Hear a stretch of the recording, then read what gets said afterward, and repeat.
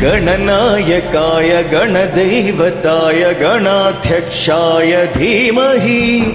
गुणशरीराय गुणमण्डिताय गुणेशानाय धीमहि गुणाधित्याय गुणाधीश्याय गुणप्रविश्याय धीमहि एकदन्ताय वक्रतुण्डाय गौरीतनयाय धीमहि गजेशानाय बालचन्द्राय श्रीगणेशाय धीमहि एकदन्ताय वक्रतुण्डाय गौरीतनयाय धीमहि गजेशानाय बालचन्द्राय श्रीगणेशाय धीमहि